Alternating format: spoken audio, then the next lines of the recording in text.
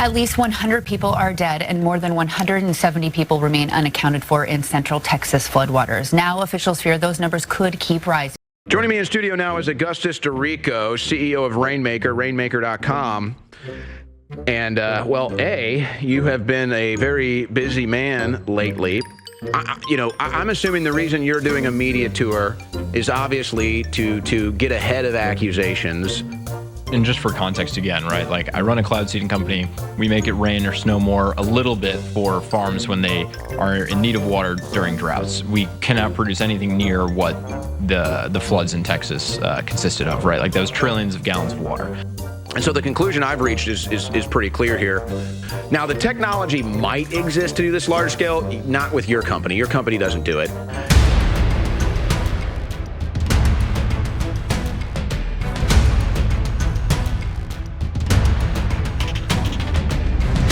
Okay, so you went out what day? Thursday and cloud seeded in Texas?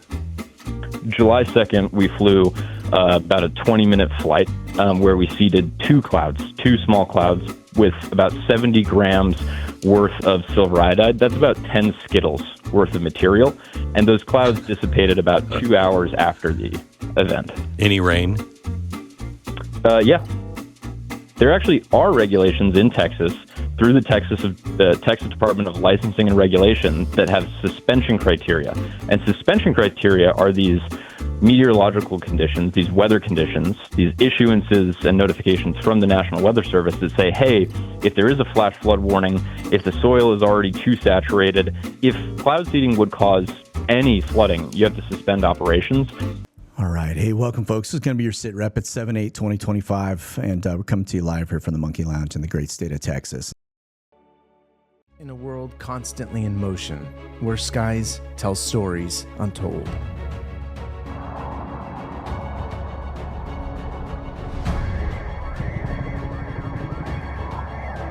One channel has the eyes to see beyond the visible. Welcome to Monkey Works. We're going to be going into the flight data with respect to all the cloud seeding and everything that's going on here over Texas. What I'm going to show you today are hard facts. I'm going to show you flight traces. I'm going to show you tail numbers and dates, okay, over the last 30 days. In fact, let's just jump on over here right now so you can see this is, these are the traces the last 30 days of cloud seeding operations. This is conducted by companies called West Texas Weather Modification LLC, Weather Modification LLC, and SOAR, S-O-A-R, Seeding Operations and Atmospheric Research. And just for context again, right, like I run a cloud seeding company. We make it rain or snow more a little bit for farms when they are in need of water during droughts. We cannot produce anything near what the floods in Texas consisted of, right? Like those trillions of gallons of water. And so the conclusion I've reached is pretty clear here. Now, the technology might exist to do this large scale, not with your company. Your company doesn't do it. Now, right in this little spot, you're going to see Kerrville right here, okay? Look at the amount of flights over that area. What happens is if you're cloud seeding over a 30-day period, you start to saturate the ground.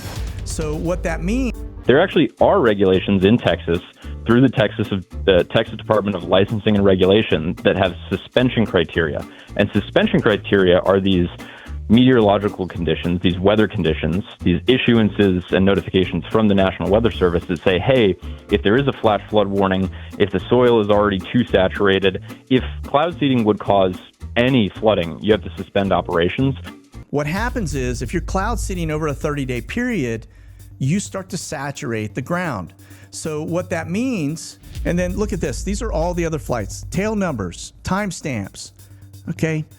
Not just Texas, but they do it up in the Dakotas as well. So if you see flooding happening up there or something just seems odd, you know, you get these storms with massive hail or high winds, that is all tied to cloud seeding, all right? And then again, just look at the thick traces, 30 days over that area. Back and forth, back and forth. That's Kerrville right there. Science behind flooding. There are a number of reasons why floods occur. It's not just about the amount of rain falling from the sky. For example, is the river behind me running low or high? Is the ground dry or has it been wet recently, leaving behind saturated soil that will be unable to soak in more rain? What happens is if you're cloud seeding over a 30-day period, you start to saturate the ground. Has it been wet recently, leaving behind saturated soil that will be unable to soak in more rain? Okay. What happens is the ground is, think of it as if you had a sponge in your sink that was full of water and you took a gallon of water and you just poured it on top of that sponge, then what would happen is the water would just run right off. And so what ends up happening is there are people that are camped out on dry riverbeds away from the area that it's raining. They don't even understand or realize that 10 miles upriver, it is raining cats and dogs. And of course, the water is not being soaked up by the ground. It becomes an instant wall of water headed their direction. They don't stand a chance. By the time they realize it, they look, it's on them. All right. They just hear this rushing. They may see some trees moving. Everybody is just kind of locked in, looking at it. And then when it comes around the corner or over the riverbed, they start trying to run and it's too late. They're already caught up in it.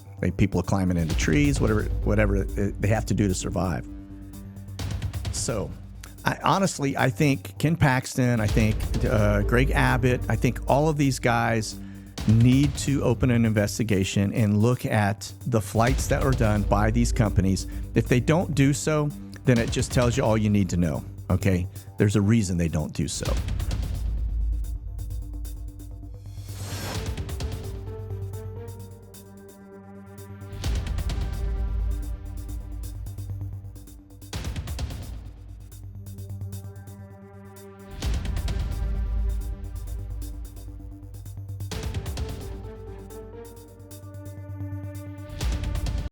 And so the conclusion I've reached is pretty clear here. Now, the technology might exist to do this large scale, not with your company. Your company doesn't do it.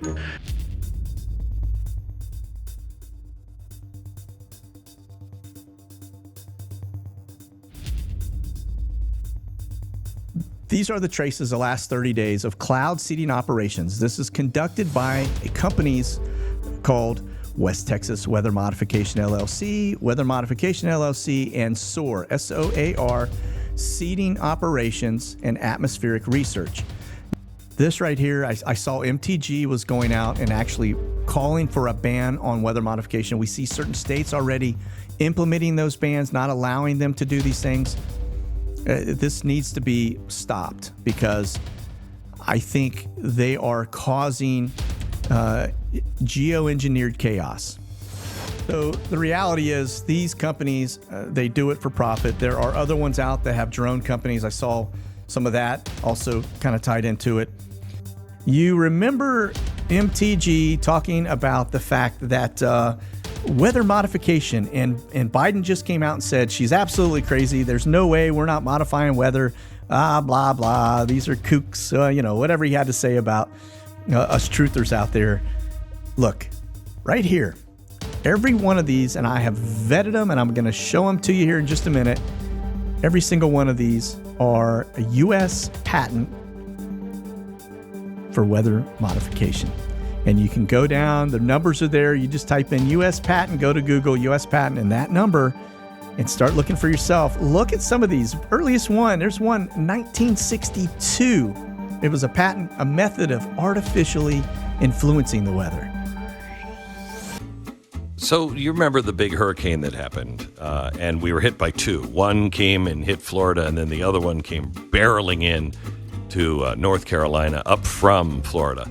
And people said, well, that was weather modification. That they cloud seeded that, and they modified that, and they even steered that. I never believed any of that stuff. But can it be done? Can that be done? No. Well, they got better over time. 2001, they had the ability to control hurricanes and tornadoes through a device. So what is that device? I don't know. And then you go September 11, 2012. Right now, you're starting to see 2001, 2012. You read about Wilma in 05, Felix in 07. They don't miss an opportunity, right? And this one here in 2012 says the method for decreasing the intensity and frequency of tropical storms or hurricanes. That's decreasing. And then 2013, right? It says apparatus and method for initializing the formation of tropical cyclones. Now that would be Pacific, right? And then another one, a method of influence and direction of travel of hurricanes. They cloud seeded that, and they modified that, and they even steered that. At this one here, a method to influence the direction of travel when it comes to hurricanes. Here's one of them again. This is just a hurricane and tornado control device. And it gets into all the details around it. Okay. So yes, they are 100% manipulating the weather. To the best of my knowledge, there is zero evidence that anything related to anything like weather modification. When asked about speculation, he added, "The internet is a strange place. People can come up with all sorts of crazy theories." And so you have a record moist air mass sitting there festering, but no real big triggers. There were no cold fronts nor warm fronts, highs or lows, nothing nearby to really get storms going. Matthew, and you mentioned that sort of trigger, and that is why people are making the jump for this to what's going on in terms of cloud seeding and weather modification. We have other experts that have said there's no way that this could have resulted in this much precipitation. Are you one of those experts? Do you agree in that assessment? Yeah, it's unfortunate to see how many politicians have been espousing outlandish beliefs that 30 years ago would have landed them either socially ostracized or institutionalized.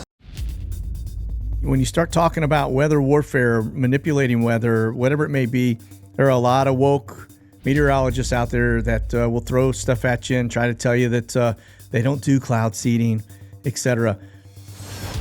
We've got the flights. We track it. We know what they do, the companies. We've seen the meetings that they held to talk about where they're going to try to go after certain climates to help bring rain.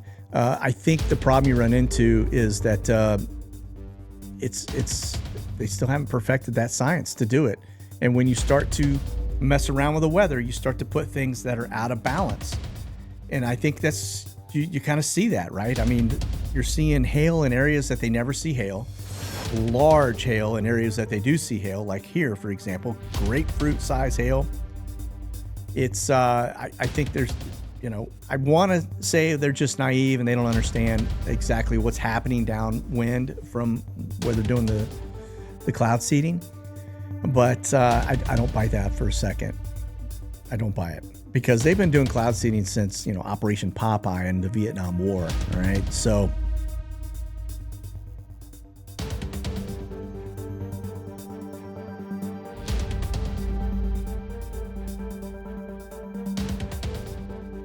And just for context again, right? Like I run a cloud seeding company. We make it rain or snow more a little bit for farms when they are in need of water during droughts. We cannot produce anything near what the floods in Texas consisted of, right? Like those trillions of gallons of water.